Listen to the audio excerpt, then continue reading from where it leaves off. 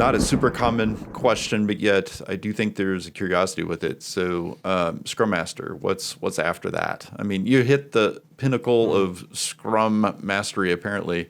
Is there anything after it? So, what's a progression for Scrum Master look like? No, once you're a Scrum Master, you've One and done. Sorry, there's nothing. You're a celebrity. You're done. This is that you're going to retire as So, no. West Side Story. Once you're a jet all the way. From your first cigarette to your last dying day.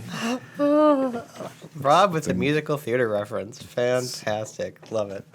No, I think there's a lot of places that you can go with your career, having demonstrated skills as a Scrum Master. And I think it all depends on how you frame up your experience, which is true with a lot of career advice, right?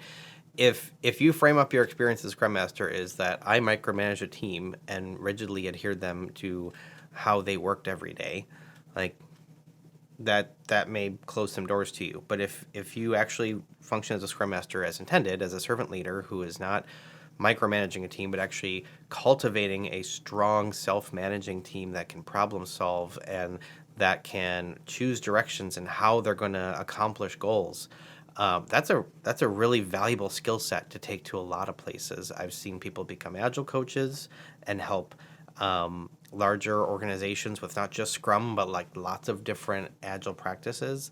I've also seen people transition pretty well into people management because a good people manager does the same thing that a Scrum Master sometimes does. Instead of micromanaging their people, help them set goals, coach them, teach them, but not just tell them, okay, do this, do this, do this, do this. So those are two places, Agile coaching and people management. What have you guys seen?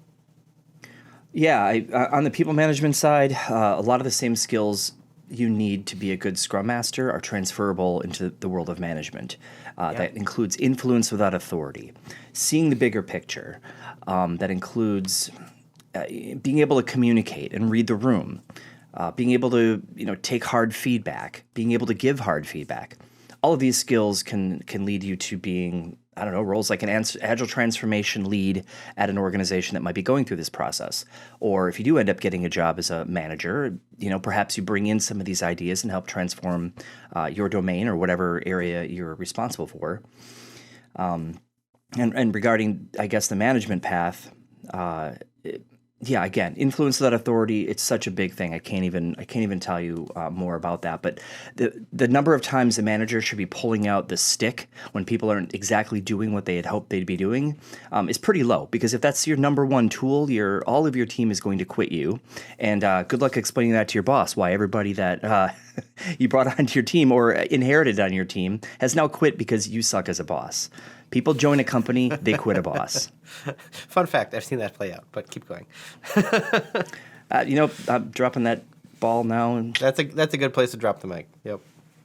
I'm going to converge two things. I've heard Rob use the word systems or the phrase systems thinking a few times.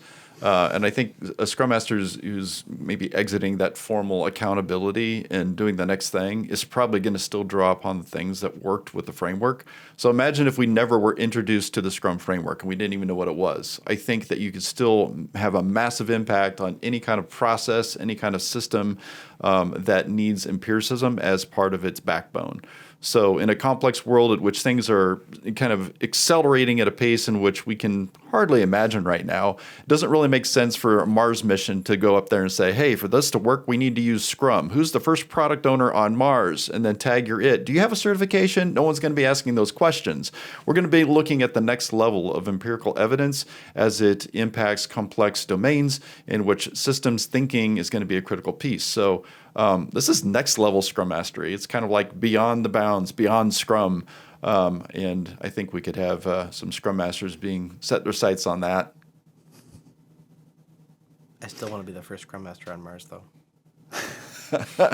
I'm wearing the NASA shirt. Did you know we teach professional Scrum courses?